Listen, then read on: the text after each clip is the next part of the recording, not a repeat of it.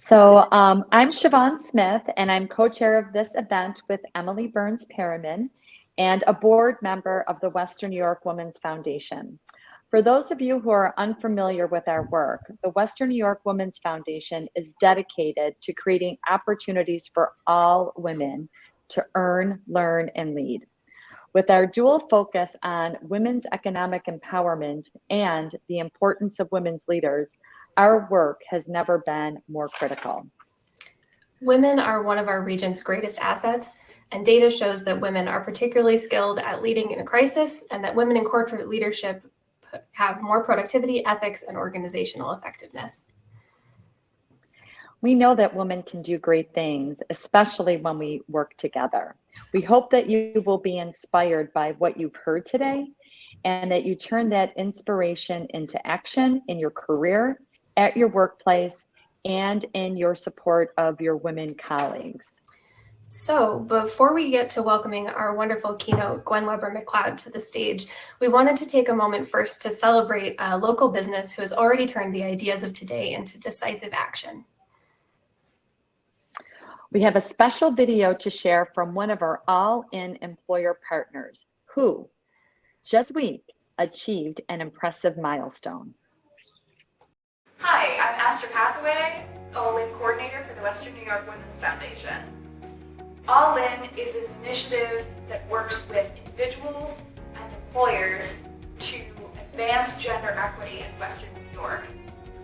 And today, on the day of our first ever Women's Leadership Summit, it is my distinct pleasure to present the Power certification to our first ever employer partner, M&T Bank.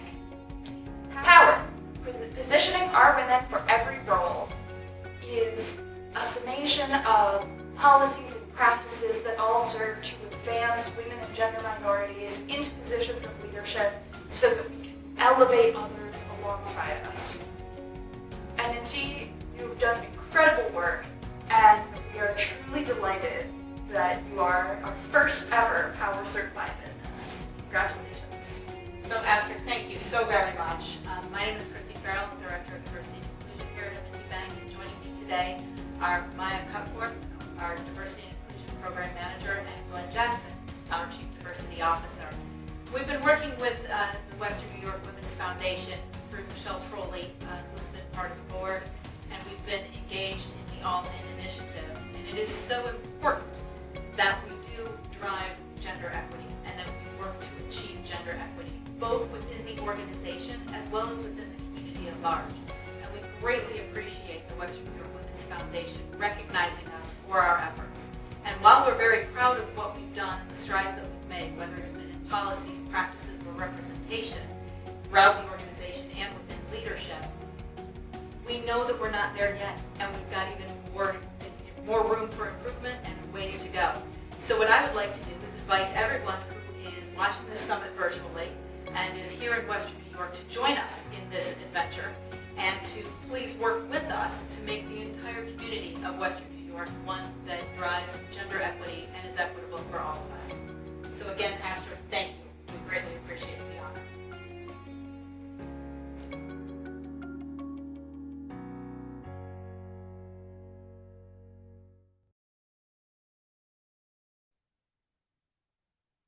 So huge congratulations to M&T Bank. Applause.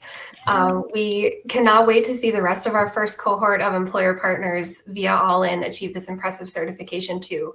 And we think that this event is obviously a wonderful kickoff and a salute to what M&T has already accomplished, but also what more is to come. Now, it is my honor to introduce our keynote moderator, Sujatha Yela Manchilli.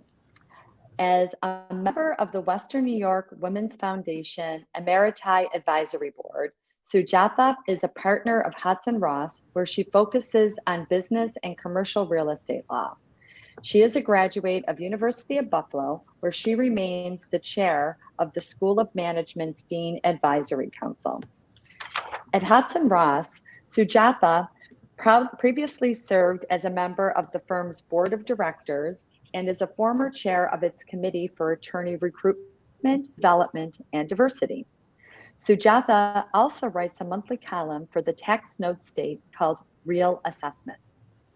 Sujatha is a fellow of the American College of Real Estate Lawyers and a co-chair of the leasing committee of the Real Property section of the New York State Bar Association. She serves on many philanthropic boards, including Summit Educational Resources, the Williamsville Education Foundation, and the Theodore Roosevelt Inaugural Site Foundation. We are so pleased that you're able to join us here today. Please join me in welcoming Sujatha Yela Manchilli. Thank you for that terrific introduction, Siobhan, and congratulations to the Women's Foundation for an outstanding day. And I can't think of a better way to cap off a day of empowerment and wonderful programming than our keynote speaker, who I have the pleasure of introducing. Gwen Webber-McLeod is the president and CEO of Gwen Inc. She has over 30 years experience in leadership and organizational development, facilitation, strategic planning, and helping companies develop strategies for taking diversity and inclusion initiatives to the next level, specifically including the strategic development of women and minority leaders who are breaking glass and cement ceilings in companies. She's a frequently sought after lecturer and conference keynote speaker on the topic of leadership, so we're delighted to have her. Her clients include CEOs, executive and mid-level managers, and leadership teams in public, private, healthcare, and educational businesses and organizations. As she states it, Gwen Inc. exists for the sole purpose of helping leaders achieve business goals by focusing on the competencies of confidence, competence, courage, and calm. One interesting note about Gwen, since 2019, when she was asked by the Cayuga County Democratic Party to be a candidate for the 4th district seat in the Cayuga County Legislature. And she proudly follows in the footsteps of her parents, Charles and Barbara Webber, who made history by becoming the first African Americans elected to the Jefferson County Legislature near Watertown, New York. So congratulations on that honor. It's great to see women stepping up and taking on political leadership roles as well. And with that, I turn it over to Gwen, and I'll meet you at the other end for a Q&A session when you've completed your remarks. Great. Good afternoon, everyone. I am so honored to be here with you this afternoon. And I've been thinking about this because I've been on sessions throughout the day, that together we've spent a full day taking a look at topics and information that will help us continue to be successful as emerging and established women leaders. And as we come to a close at any conference, I always find myself thinking about, well, so what? So what will I do with this information? How will it help me be the woman leader I aspire to be? How could this information position me to live my life in and on purpose? And I hope that one of the outcomes of your experience today is that somewhere along the way, it made you reflect on your legacy, your personal and very specific legacy as a woman leader. And this is something I'm focused on in my career at this particular point.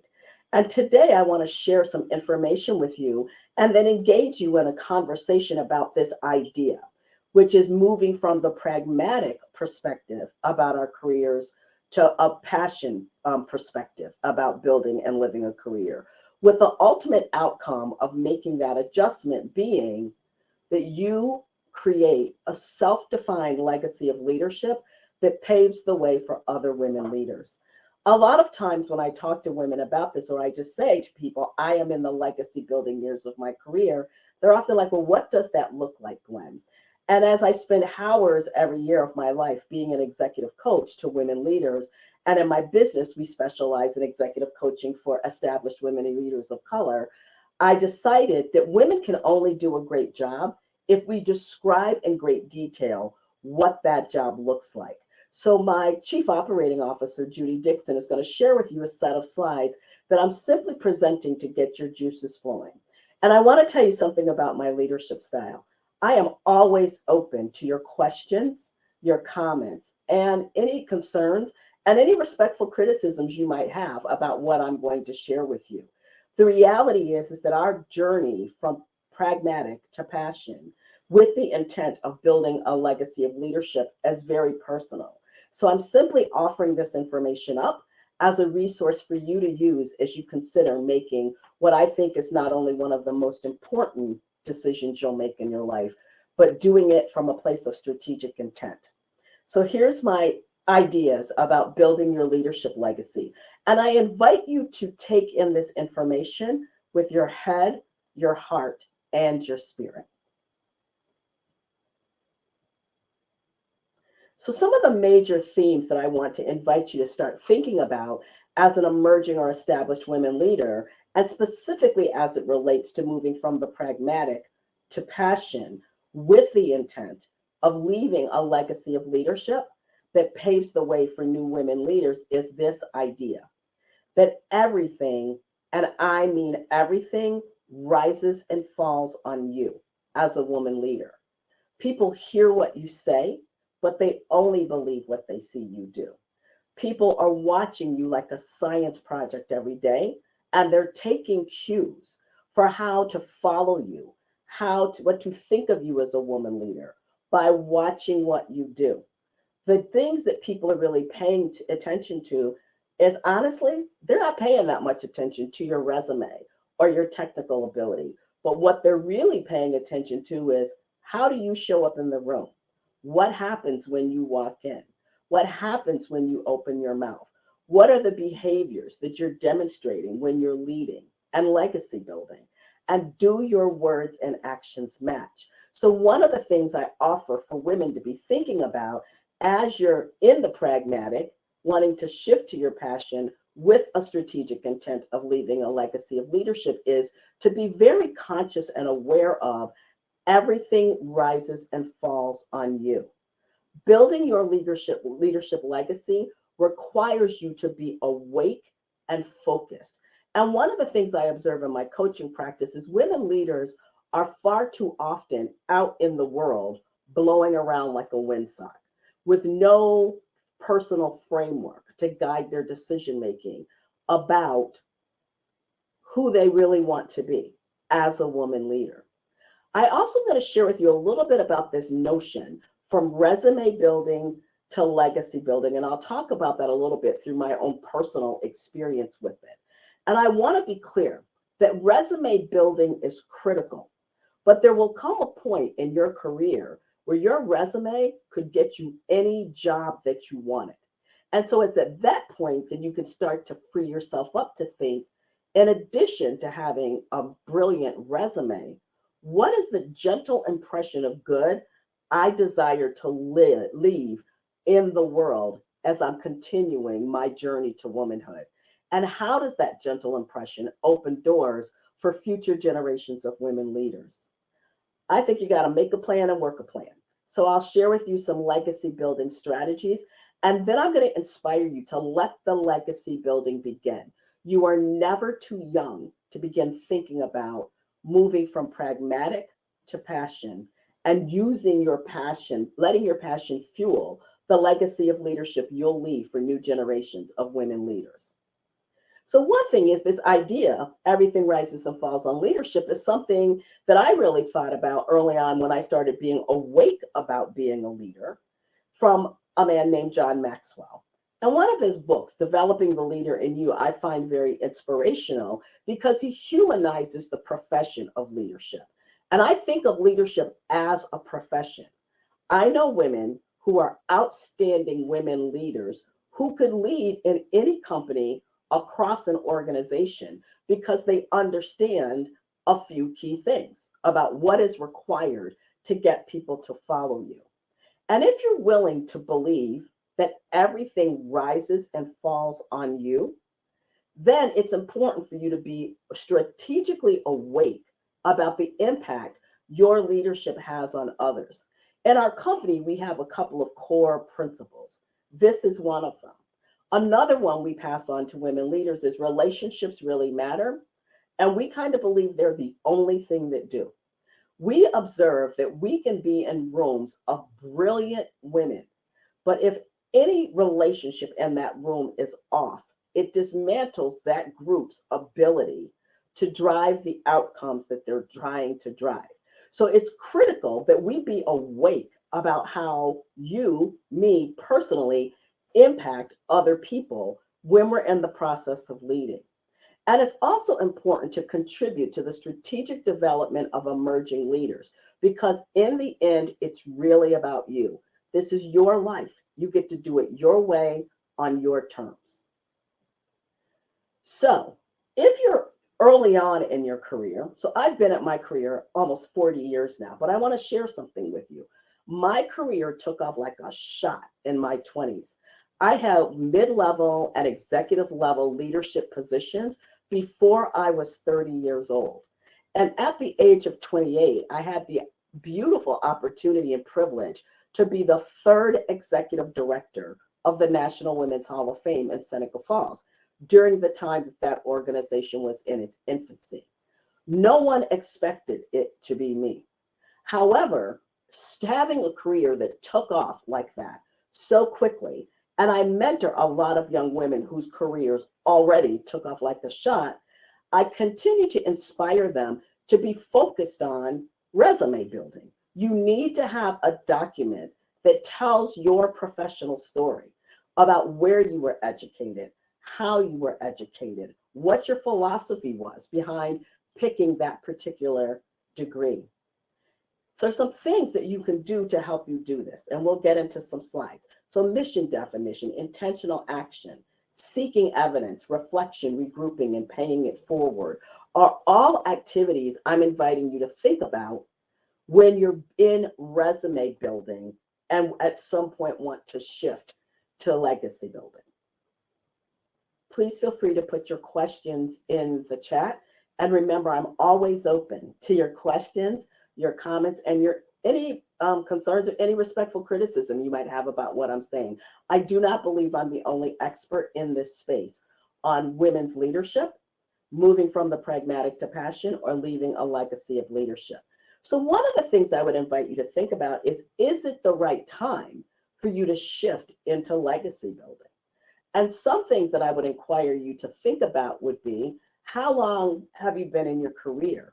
Have you been in your career long enough that you're yielding evidence that your leadership is making the difference in the world that you desire it to make? And I observe in women leaders that the acquisition of title and influence and power is really required in the process of building a resume, so that we know when it's strategically time to shift into legacy building mode. One of the questions to reflect on is, do you have credibility with your peers? If I came to your community, into your company, in your organization and said your name, what would people say about you to me? And more importantly is, what do you want them to say to me about you? And I think there was a session on personal branding. I can't tell you enough how critical developing your personal brand is. That's a specific skill set I want to inspire you to develop. But not only should you develop it, you need to be the one walking around wherever you're walking around, delivering the State of the Union address about you. Because one of the challenges that women leaders have is we allow other people to define us. And when we allow that to happen, they then also have access to defining the balance and the future of our career. So reflect on that. Do you have credibility with your peers? Are you known as a highly trusted leader, colleague, friend? And do you have loyal followers? These are things to take into consideration as you're building the pathway from developing a solid resume to positioning you as a woman who can leverage her professional success to build her own legacy of leadership.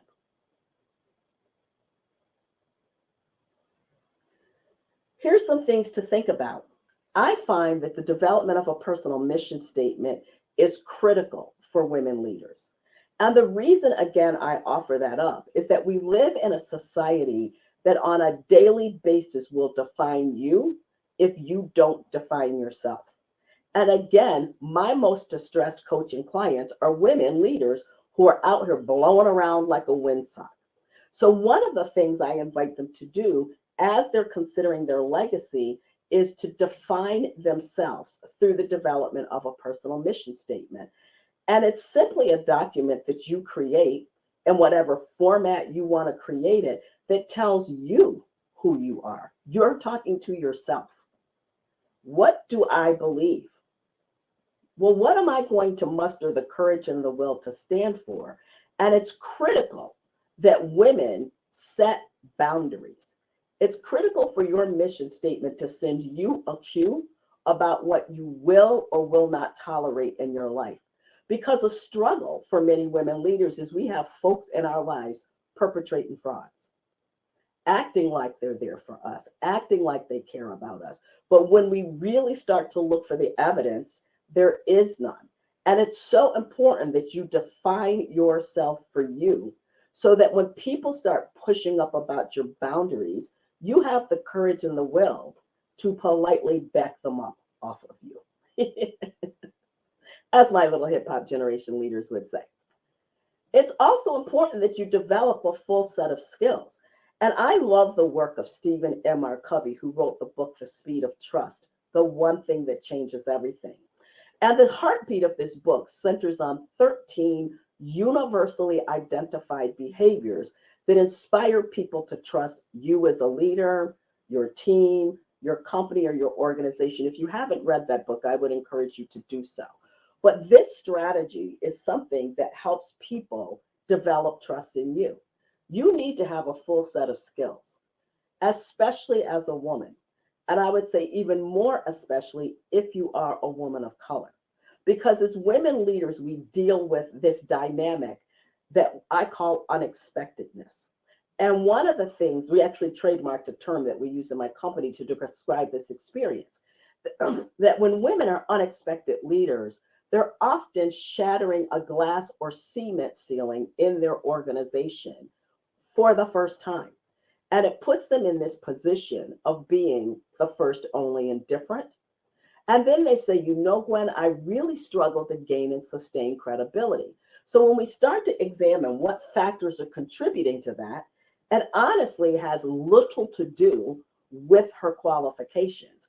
It has a lot to do with unchecked implicit bias and microaggressions going on in the culture of the organization that's sending signals to people around this woman that she may not be a trusted leader. When my clients say to me, what should I do? One thing, and this might sound odd, I believe as women leaders, we have to normalize our leadership for people who don't expect it to be us. And a key strategy in doing that is having the full set of skills you need to lead effectively and deliver outcomes. You need to be technically solid in your position. You need to understand that relationships really matter, and we're of the opinion that they're the only thing that do. Another critical skill for you to develop as a woman leader is to deeply understand what it takes to get people to thrive through change, and to be focused on legacy building the minute you become a mid-level manager. You can start sooner if you've got that cute little niece or cousin you want to start developing. But what I mean about that is leadership is not a job for you to do alone. So of course, get the support of a counselor or a coach, as was mentioned in an earlier session.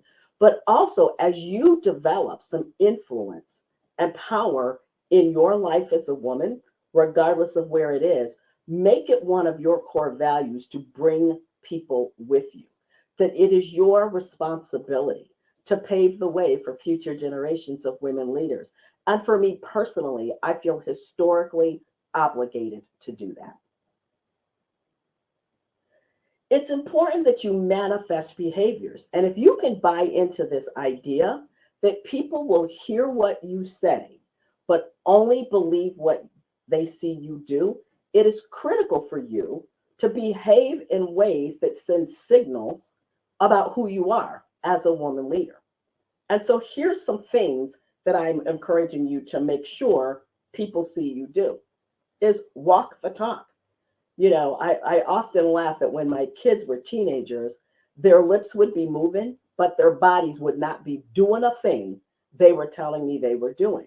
I find this to be true in women leaders sometimes, that we might have a personal mission statement at a set of goals, but as I'm supporting a woman, putting my hands on her back as she intentionally embarks on her own journey to womanhood or leadership, seldom are what she's saying she wants for herself matching up with what she's doing for herself.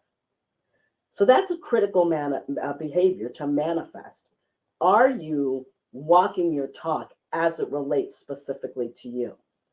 It's important to understand that you need to inspire people by your word, deed, and action to trust you, and then extend trust conditionally to people who are still earning your trust and abundantly to people who have already earned your trust. It's about practicing servant leadership. And I like to be really clear about this because sometimes I see women who I believe take this concept too far. And what they become is a doormat.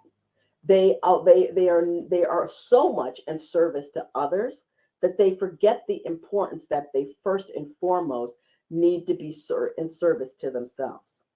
It's important to be humble. And it's possible for you as a woman leader to be humble and know how to articulate what makes you great simultaneously. So one of the things that I inspire women to think about before they activate with intention legacy building is to find that delicate counterbalance between learning how to be humble, but clearly articulating what you bring to the table. And be what you want to be known for now. You don't have to wait. I mentor 18, 19, 20-year-old women who do that very well. And they understand that they know that in this window of their life, this is what they want to want to be known for. And they behave their way into being known about that. And let me say something about this, especially as it relates to being trusted. You cannot talk your way out of a situation that you behaved your way into. However, you can behave your way out of a situation you talked yourself into. So it's critical for you to be thinking about, if I allowed Gwen to come to my place of work, my community, and ask people, am I experienced as a trusted leader? What would they say? And of greatest importance is, what would you want them to say?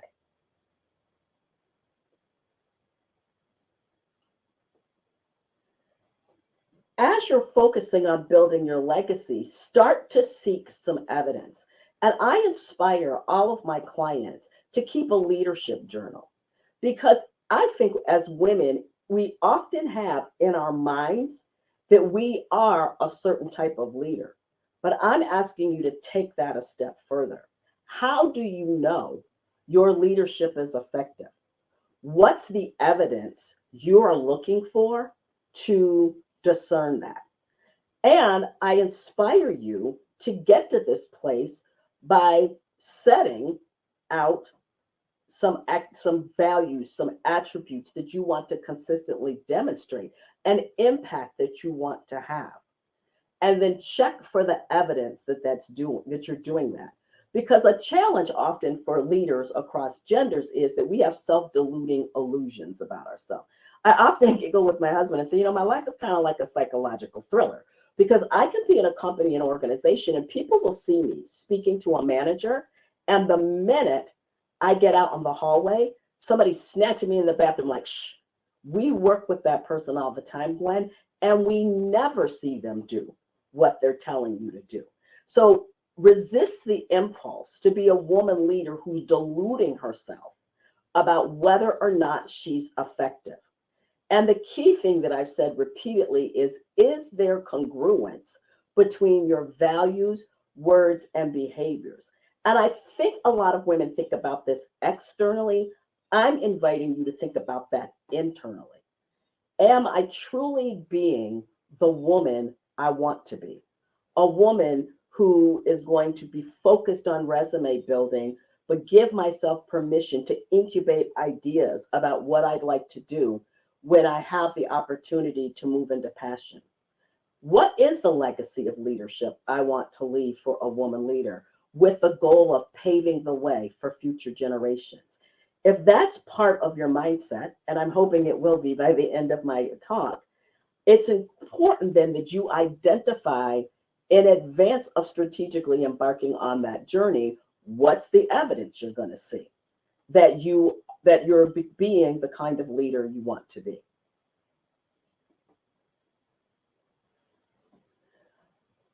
I often post on my Facebook page that I'm having a 3-hour day. And a 3-hour day for me is reflecting, relaxing, and rejuvenating. I don't know about you, but I live a fast-paced, high-stress, ever-changing life. And just generally speaking, leadership is exhausting.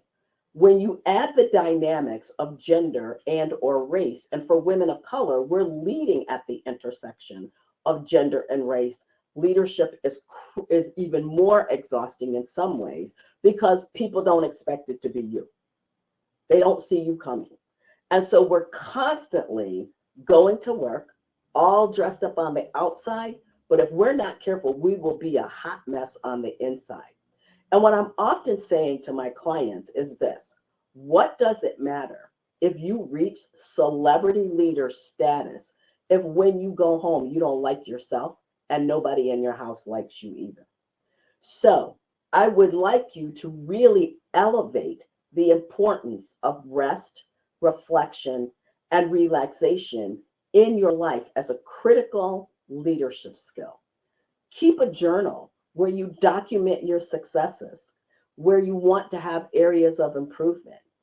Feel free to use a professional or peer coach or therapy. Many of my clients are bringing past traumas into their life that's disrupting their ability to build their resume. They're even thinking about leaving a legacy of leadership. Seek feedback from trusted peers, your family members, their customers, and then regroup and lead again. Leadership for women is like constantly building a bicycle and riding it at the same time. It's like constantly building a bicycle and riding it at the same time. Because upon entry, particularly if you're an unexpected leader, the first, only, and different, you're starting to have to bob and weave through all of the implicit bias and potential microaggressions that are in that space. I have a mentee who before she was 30 was making 6 figures. She was running an entire division of a major utility company. And she would walk into rooms and people would always assume that she was their girl Friday. And it took her forever to sustain the credibility that it took to get established as a high trusted leader that was leaving high performance. The reality as women leaders is that sometimes just because we could do something doesn't necessarily mean that we should. So as we're growing and developing on our journey to womanhood and women's leadership, it's critical that you take time to reflect and regroup. And it's this experience that will begin to open up your head, your heart, and your spirit about your own legacy of leadership. I would say that if you're thinking about legacy building, and I'm hoping you are, that now is the time for you to decide how you will pay your success forward to other girls and women. I frequently describe my life as being part of a circle of people who were girls who became women, who intentionally decided to help other girls become women and made this circle be unbroken. You heard me say that I feel historically obligated to leverage my life and my professional success in a way that opens doors for new generations of women leaders. I feel historically obligated to do it from a cultural perspective.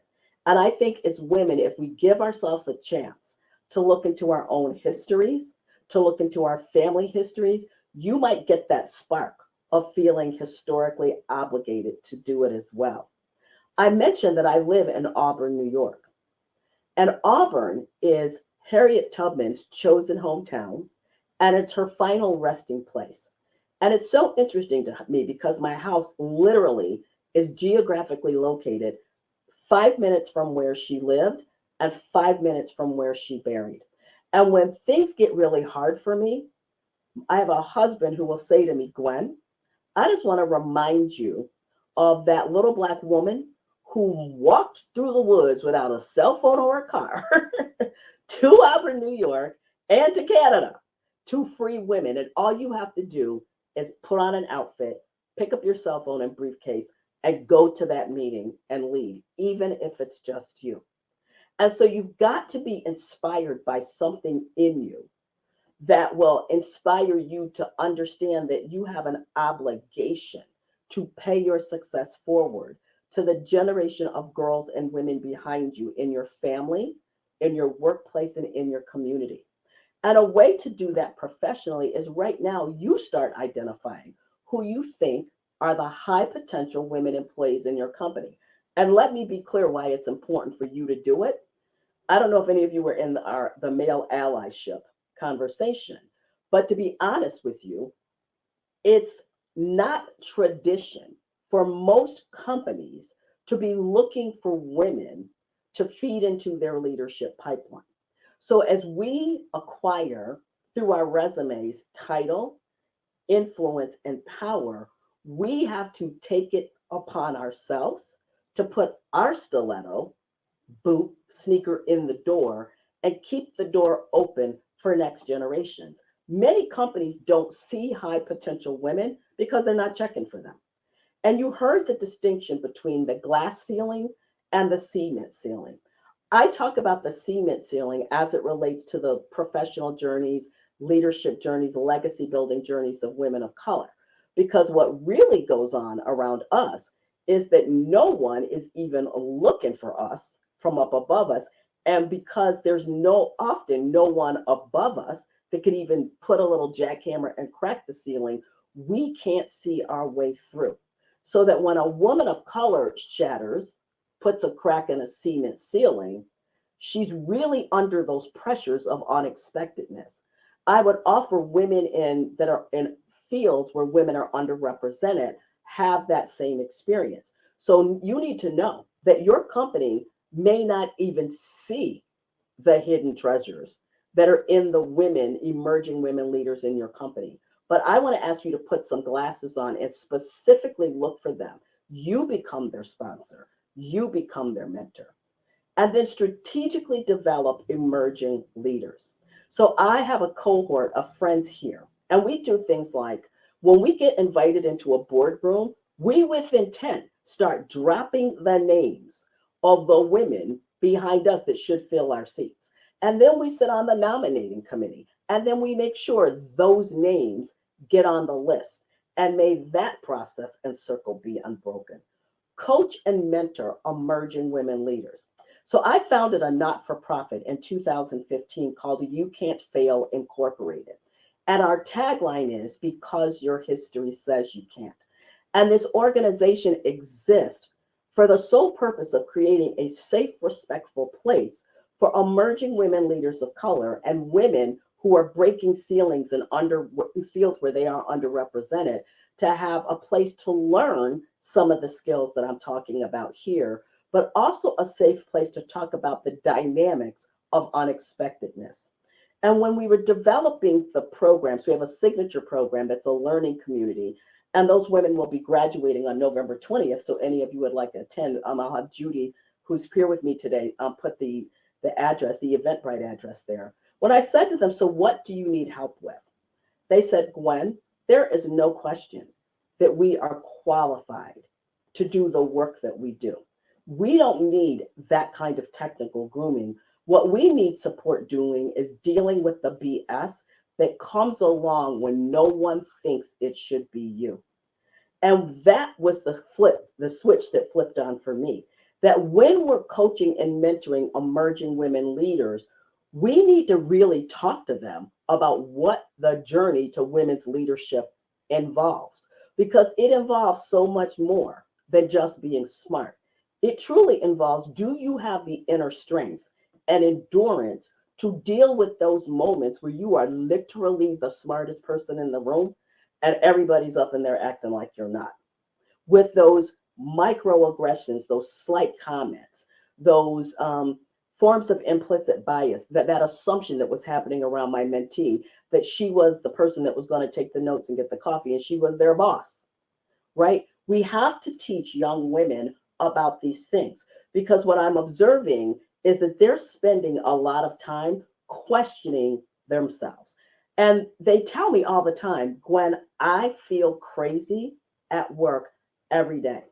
And my response to that is, you're not crazy, but it is possible that you're working in a company or organization that is not large enough to hold all of who you are. So that's what we've got to work on. How do we help you learn how to thrive in an environment that never expected it to be you? And I think if we can give any gift to emerging women leaders, that's the gift that we need to give them. We need to squarely put our hands on their backs, simultaneously keep them encouraged to move forward while creating a safe space for them to strategize about how they're going to deal with a boss that's telling them they're overly ambitious because they found and corrected mistakes in their department that he should have found 5 years ago. And then we need to speak the truth about leadership. What I find as an established woman leader who's got a huge reputation is that a lot of times other women, especially emerging women leaders, want to turn me into a celebrity. So they're like, oh my God, Gwen Webber-McLeod. And I'm like, pump the brakes, sister leaders. And when my kids were little, I'd be like, I know I look cute right now, but let me tell you what happened 2 hours before I got here. My baby was awake till 4 a.m. I laid her down, had to get her up at 6 a.m. to take her to daycare. By the way, do I have throw up on my shoulder, right? I'm tired, I'm exhausted, but I'm still here. And that's what it's like when you're a woman who chooses to simultaneously act on your birthright to lead and choose motherhood. And I don't think that women can't do everything. We just don't need to do everything all at once. And a thing about the women following me, a couple of generations behind me as well, is that they have this anxiety. Like, if I don't figure it out now, I'm never going to figure it out. So as we speak our own truth about leadership to new generations of women leaders, we can take the edge off of that for them by simply telling the truth. So I say, let the legacy building begin. And I'm being really clear about this because when I incorporated Gwen Inc., I decided with strategic intent, and my company literally is a private sector corporation in New York State, that it would be my legacy building business, that it would be the business in which I did every single thing I believed I was called to do. But that didn't happen overnight.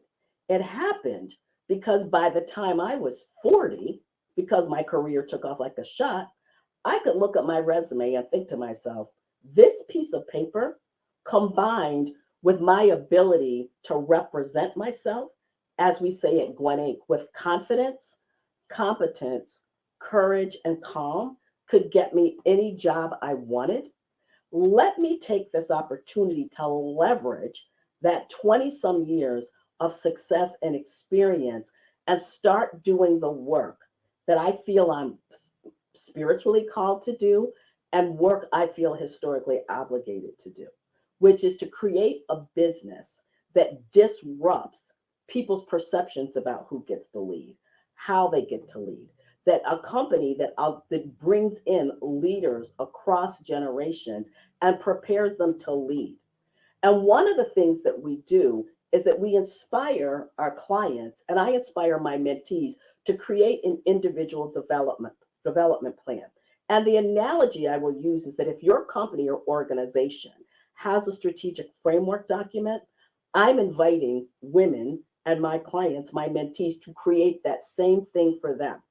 A document that's grounded in their personal mission, their personal vision for their life, their values, that they identify strategic priorities.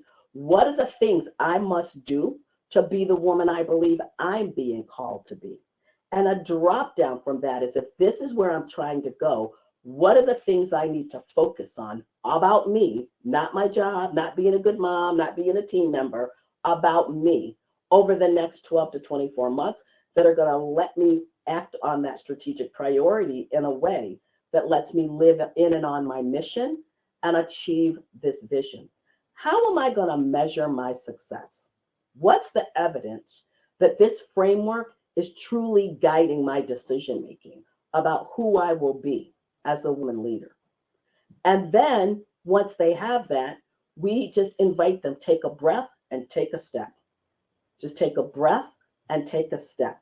And every time you feel the wind blowing you someplace you don't want to be, pull out your framework document and remind yourself of who you're desiring to be, that it's your birthright to be her if you want to be. I invite people to study and learn from other everyday leaders. I keep my eye on a woman leader who is about 10 years older than me. And I'm always watching her make moves, right? I'm watching what she's doing. I'm thinking about how's she operating? How did she sustain that, right? I'm watching my 89-year-old mother still continue to be one of the most amazing women leaders I've ever seen at 89. So now I've decided I'm trying not to go to glory too early. And when I do, I'm going out like Cicely Tyson or Barbara Weber, because those women of that age are living their lives. So I study other women leaders. I pay attention to other women leaders. I watch documentaries about women leaders I never heard of before, because what I take from that is that we're more alike than unalike. That it gives me the opportunity when I'm thinking, oh man, I am the only one dealing with this, to recognize and understand that women for generations ahead of me were dealing with those things, and that I'm their descendant. I'm the descendant of the few who survived. I'm very intentional about being a leader. I only put my butt and body in places that allow me to be on mission, living in and on my purpose, living within my values. And I use my framework document as a filter for everything that I do.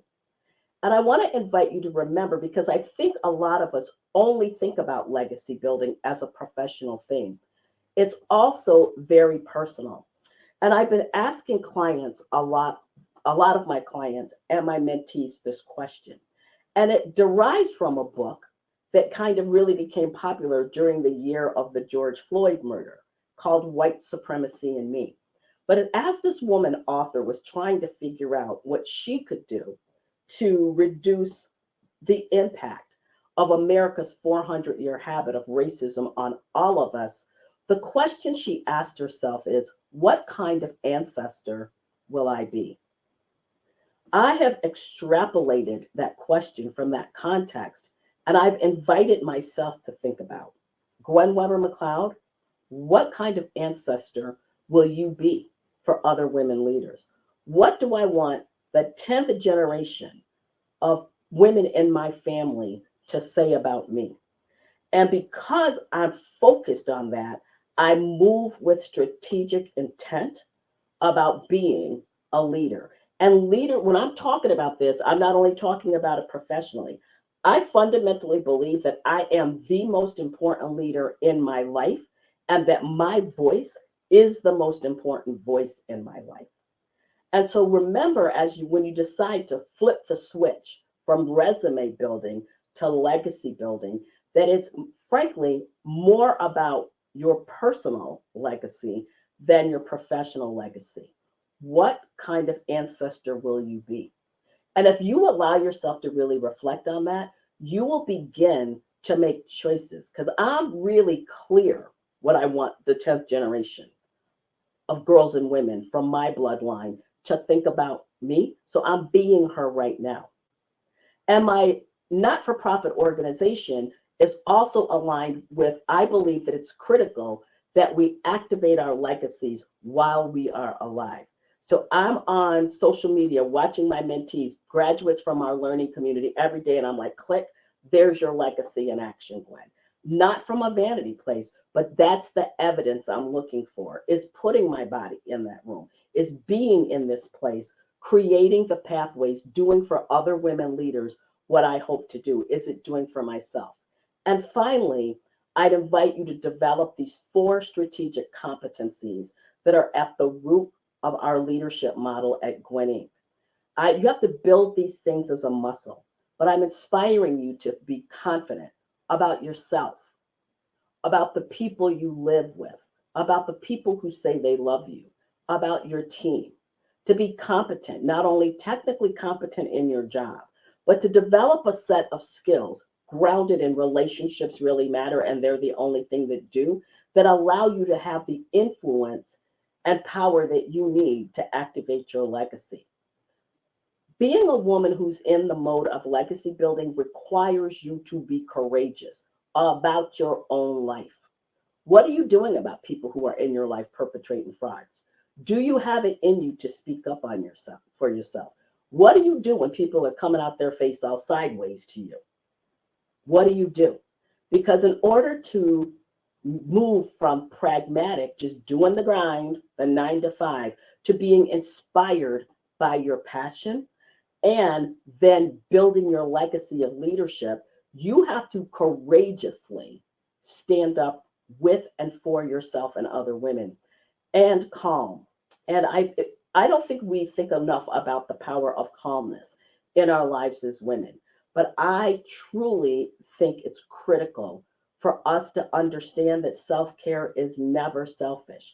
And when you look at all of the diseases that women die from and that women of color die from in disproportionate numbers, they are all rooted in some form of stress. So calm yourselves down. And I find being calm is my superpower. And then I just say onward and upward, sister leaders. If you're in resume building mode, track that, because you will know in your head, your heart, and spirit when it's time for you to move from being pragmatic to living your life from a lens of passion that will yield your legacy of leadership. I'm hoping that one thing I said inspired you, and I'm here for as much time as there is. I'll answer any questions. We can talk about everything. We're family now. So I hope that was inspiring. That was awesome. Thank you so much, Gwen. I've got several pages of notes I was taking, so I've got a lot to digest, as I'm sure our audience does as well. Wonderful. And Corey, can we go right into questions, or do you have any other? Okay. So a couple of thoughts, and we'll wait to see. I'm sure questions are going to pop up in the chat room as well. But I was interested, you talk about, and it's more acute now during COVID than any time, but the need to, regenerate, reflect, regroup. You had a lot of great R words. And I think in addition to doing those things for ourselves personally, I know I've always looked to my workplace to have people who, build me up, who bring me positive energy. I can sit and have coffee with certain people and I walk away very rejuvenated. Obviously, they're the opposite people who drain every last ounce of energy you have. But how do you find those people, particularly if there are not other women or women of color in your organizations? How do you find those, whether they're peers or mentors, and how do you find them, particularly in a pandemic when we're not necessarily face to face with people? Right. It's funny because of the nature of our business. We never slowed down throughout the pandemic because every leader was in some level of crisis, right? I think that's a really powerful question. So when I'm working with women, I think we're often fueled by our relationships, right? And I also believe that the I is the limit. So that at any point in our lives as women, girls or women, we tend to only believe what we can be what we see another woman doing. So even outside of the pandemic, and we have a lot of law firms that are our clients, by the way, especially in our diversity, equity, and inclusion space. I find women attorneys, for example, that are isolated inside their firms. And one of the things that's really important is for you to find ways to network and get connected to other women. And so as I'm observing what's going on out in the world of the internet, on a daily basis, there's an event like this. There's someone's podcast. Brene Brown has a series of amazing podcasts that I encourage you to not allow yourself to get so isolated. And something powerful is happening by the fact that we all had to sit our butts down for a year. I'm finding that many of my colleagues are literally thinking more strategically about their lives. And I would invite you to spend some time with yourself, literally thinking about, what kind of ancestor will I be? What do you want to be known as a woman leader? And start assessing, am I being her now? Why aren't I being her now? What's it going to take for me to be her? And so challenging that isolation, I think, is really critical by using online resources when you can. But when you can connect with other women in person, it's critical to do so. Did that help? It sure does, yeah. So sticking with sort of the lawyer theme, and I apologize to everybody in the audience who's not a lawyer. I read an article. Having a coaching session.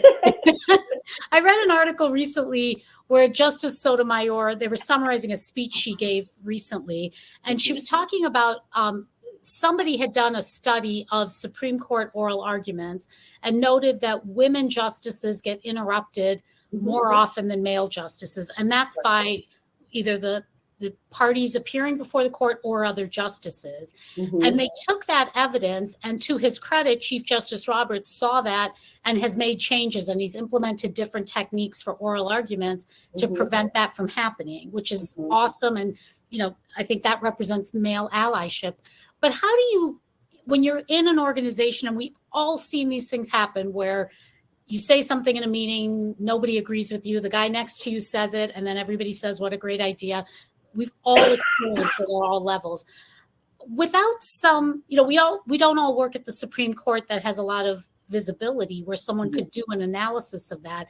How do you get buy-in from your organization to take a critical look at those issues? Or how do you yourself shine a light on those effectively? You know, one of the values, I believe, of creating a personal mission statement is it gives you talking points that you can use to describe to people who you are, right? And I think far too often, I observe in my company that the women leaders we support are literally sitting in environments where they feel crazy. You know, they say things to me privately like, Gwen, every time I present a good idea, that guy sitting next to me acts like it's his, and then when he says it, right? And when I say to them, why aren't you respectfully challenging that, right? How I offered that, right? You can respectfully challenge me. She always says, because I don't want them to think I'm not a team player. I don't want to. And so one of the things is that I think we need to take responsibility for positioning ourselves inside of our organizations by talking regularly in conversations about who we are and the importance of being heard. And that, you know, I really struggle when I'm trying to bring up a good idea and someone's interrupting me. So that in the moment, should you say, excuse me, as Kamala said, I am speaking. I love that. I am speaking. Your colleagues aren't shocked by you doing that because they would have listened to your State of the Union address enough to know that that's problematic for you. I also think that it's really important for women inside organizations to create an affinity group, either formally or informally, to get wisdom from each other, because where one woman is having that challenge, so is every other woman. Right. And the other thing is to truly identify who your male allies are. So there have been moments in my own community, because I also pride myself in being a social justice activist, where I've been going in about something where a colleague has literally said to me, just stop for a minute, just Gwen, trust me with this. And it's sad that this has to happen. But them, through their allyship, will say, I completely support what Gwen is saying, right? And that shifts the atmosphere. Then I go back in and continue saying. So we've got to strategize with our male colleagues about how they tap down the mansplaining that goes on in their lives. And I would say that if you have little girls in your family, she's already experiencing that. Yeah. Your 5-year-old.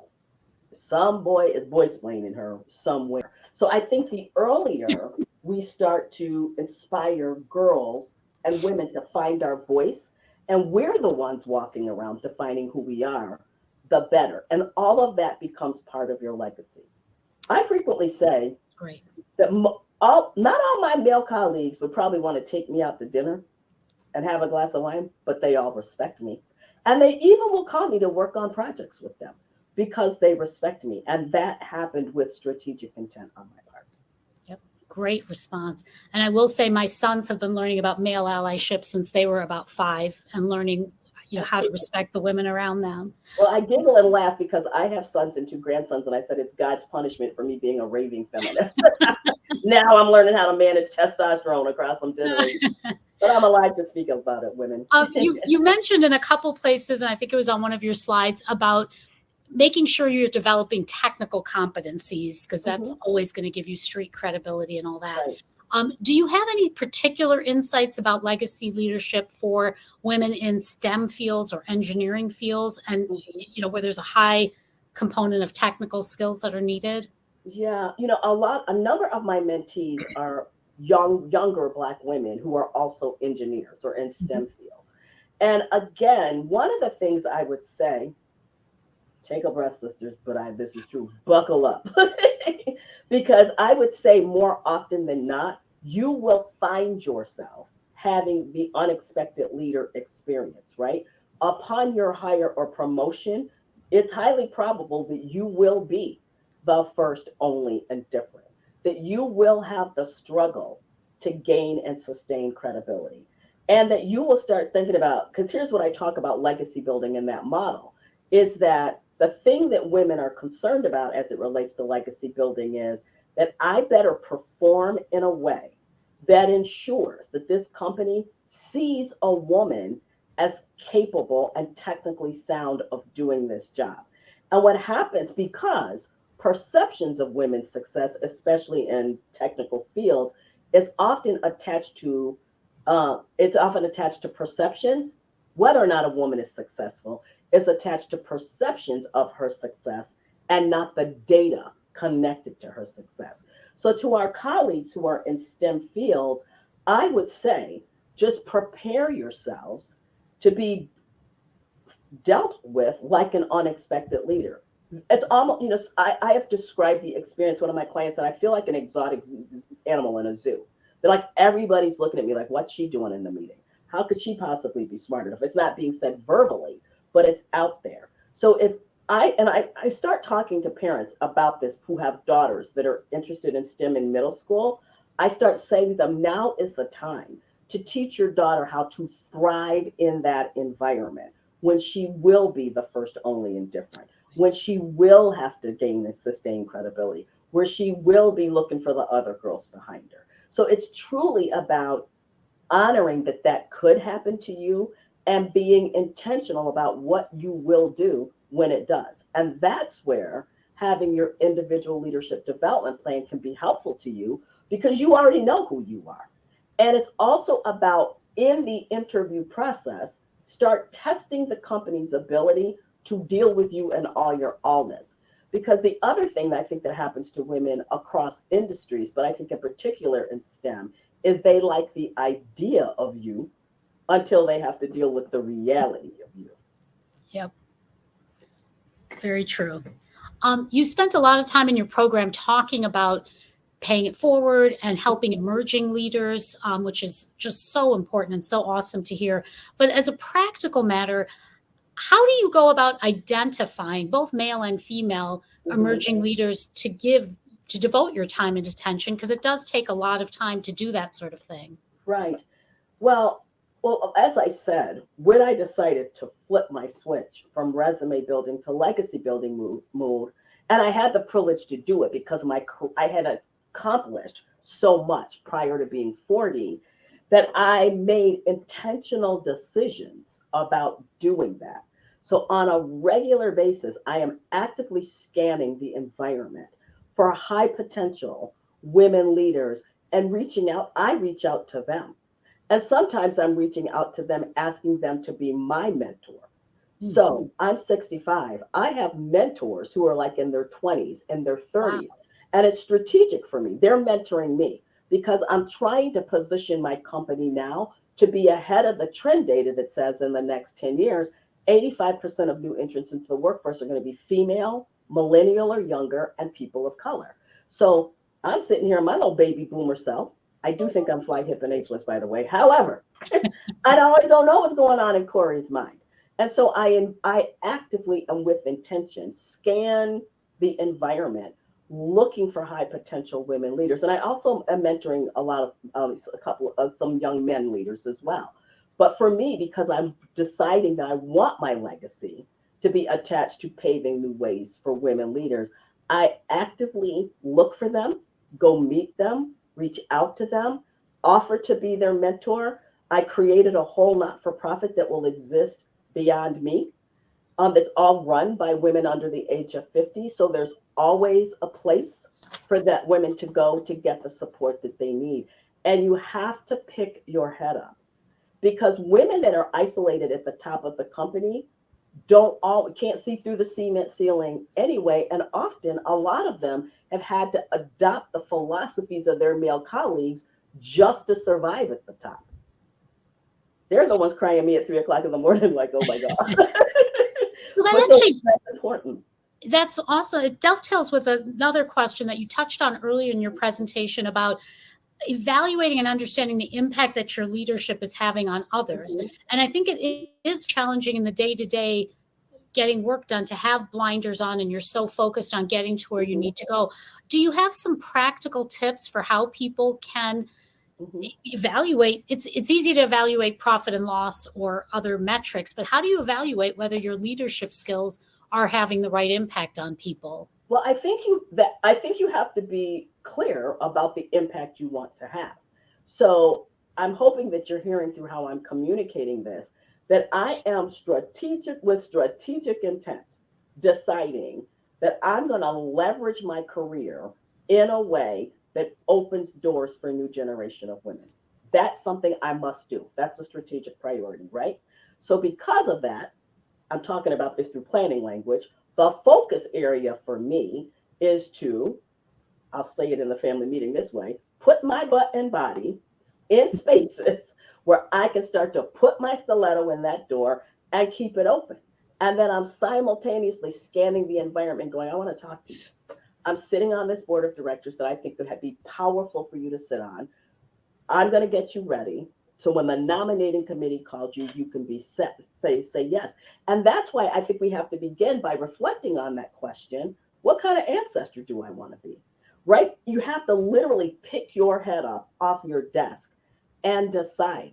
And it can, and you know, if it's too exhausting for you to do what I do, then look around. Who are those girls in your family watching you?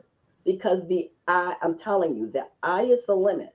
The girls in your family are figuring out how to be women by watching what you do, by watching how you're dealt with in your relationships, by watching how you interact with other people. But in my family, we talk about that our kids are learning how to be somebody's life partner, husband, or wife by watching how my husband treats me.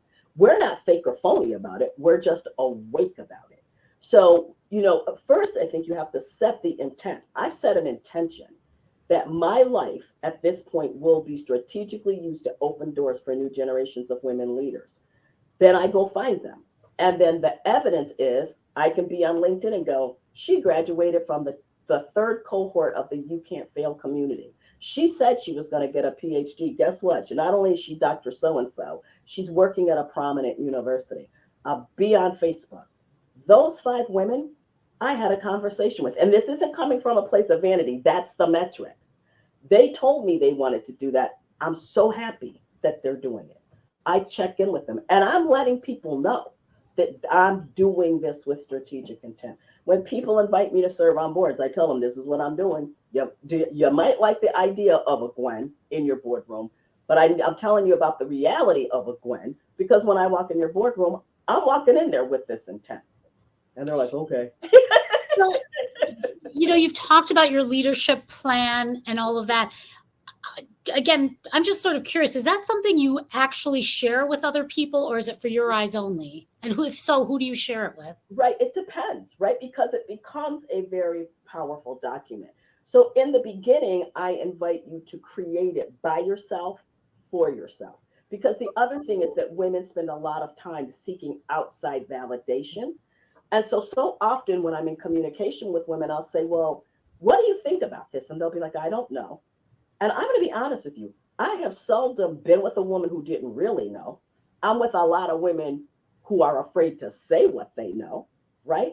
And so I invite them, and we do it a lot of times in a supported situation. I as their coach, give them the stuff to do it. And then I kind of do a facilitated planning session with them to start this by yourself and to do everything you can to shut down any noise that will try to make you think you don't have a mission, that it's impossible for you to have a vision, that it's not okay for you to find what you must do to be who you to be, that how dare you focus on something that's going to better you. You have to do this really personally.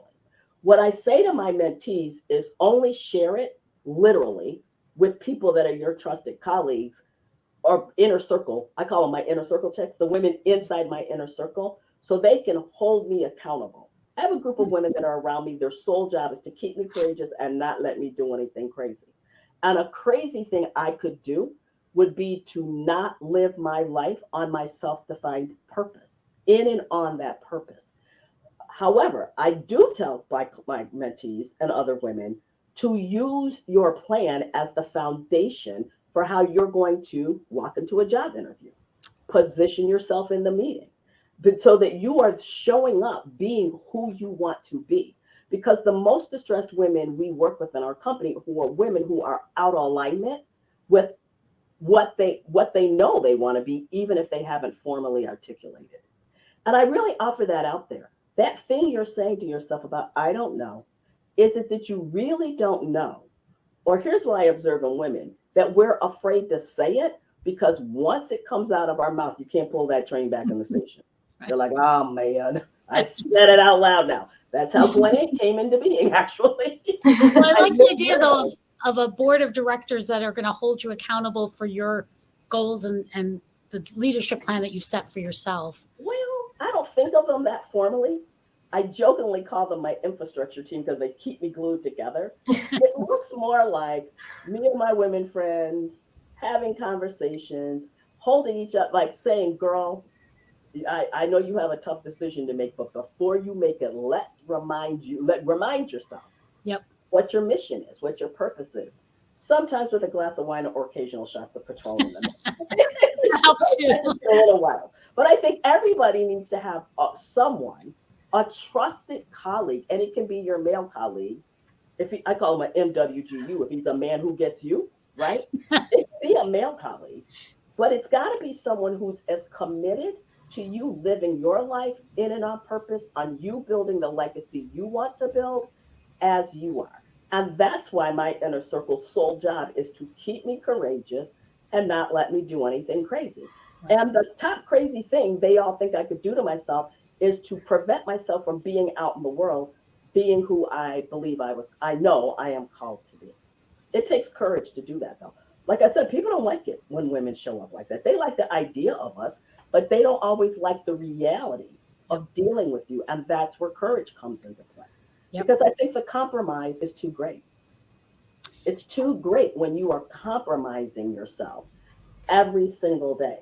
And the goal is to live one life. So once you get clear about her, be her everywhere. Because I talk to women like, well, I put my hand on my doorknob and I turn into somebody else. I'm like, how's that working for you?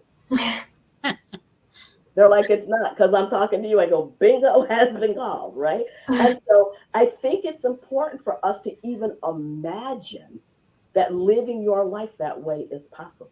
Right. We don't even allow ourselves to imagine it.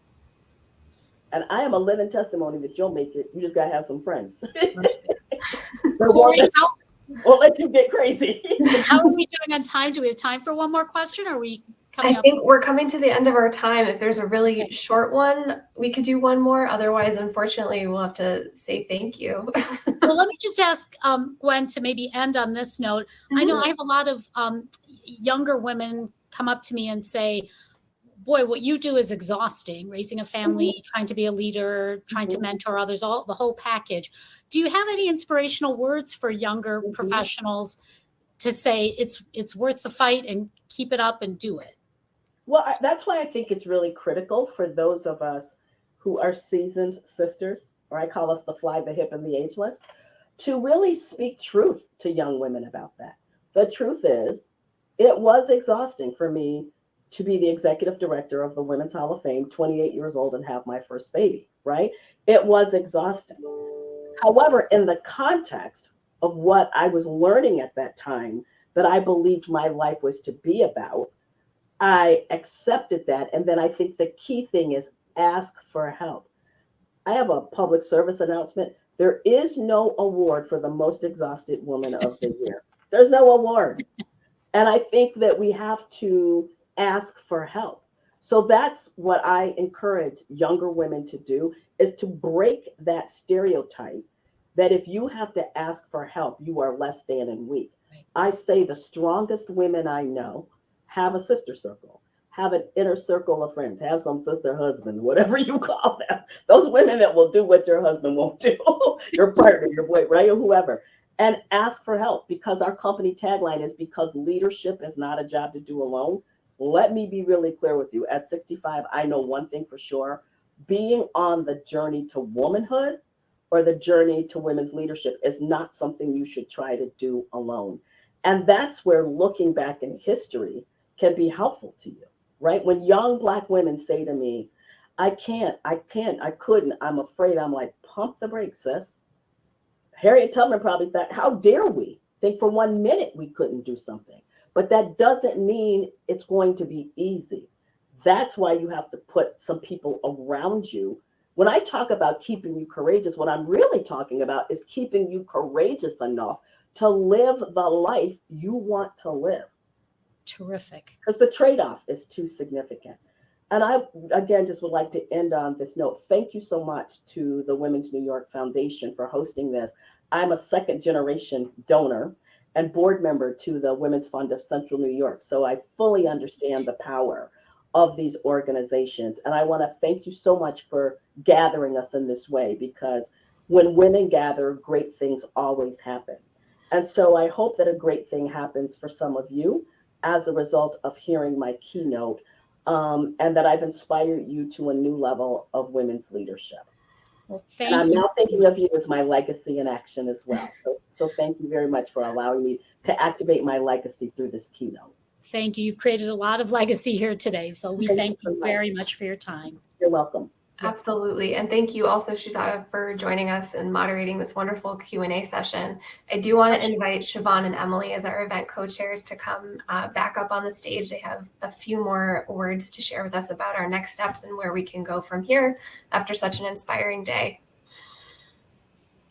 Well, I just want to say thank you to Gwen so much. That was a really powerful presentation. I was hanging on to every word, and I loved seeing all the comments come in, and it sounds like a lot of people are inspired. And one thing in particular, I loved seeing so many of us are thinking about ways that we can kind of pass this along to our children and build our legacy through them, sons and daughters. So really nice to see. But thank you again for the powerful presentation, and to Sujatha for joining us as the moderator today. My pleasure. Yes, thank you both. And Gwen, the examples that you gave it made everything come to life. So appreciated. You know, it's been such an incredible day of learning and connecting. Thanks so much for joining us, everyone. Your engagement here today will certainly spark a movement. And we can feel it in the air, Emily and I. It starts with you, but you now may be asking, what's next? Well, first, we want you to think about those intentions that Sherry had asked you to think about this morning, and now revisit them in the light of what you've heard today. What actions can you put towards your intentions? What ideas have you heard today that you could put into place in your life and at your job? And please feel free to identify what they may be in the chat so others can learn from them. We encourage you to take the information imparted here today back to your career, your workplace, and to your network. Gender equity is not inevitable, and we need strong ambassadors like you to move our region forward. And ask yourself, are you a decision maker at your business? One way employers can work to create even greater gender equity is by joining the Western New York Women's Foundation All In initiative. All In works with you and other businesses to help women advance in their careers and contribute to a more gender inclusive and equitable workplace. Visit All In Western New York to learn more about how your company can get involved. It does make a difference. And are you an individual woman joining us today? All In also lifts individual women who aspire to positions of leadership by offering mentorship, professional development, and a community of like-minded professionals across sectors. We are offering a special membership rate for all Summit individual attendees who join before the end of this year. If you use the code SUMMIT2021, you will get $15 off a 1-year all-in individual membership. Visit allinwny.org and sign up today. In the coming months, we also invite you to join us at regular gatherings for everyone who participated in today's summit. That helps this movement continue. These will be spaces to reconnect, share experiences, and swap best practices so we can all improve and hold each other accountable. Stay tuned for more details and dates. Thank you again for joining us as we create opportunities for all women to learn, and lead. And a special thanks to our presenting sponsor, Milestone Consulting, and our inspiration sponsor, Delaware North, for their support. And as a public service announcement, this Hop-In platform will remain open until 6 p.m. this evening. For those of you who still have some energy to reconnect with anyone, swap information, or visit our Expo and Inspo areas. This concludes the formal program for this year's Leadership Summit. We look forward to seeing you again in the coming months and next year, hopefully in person. Let's pray. Thank you and good night. Good night.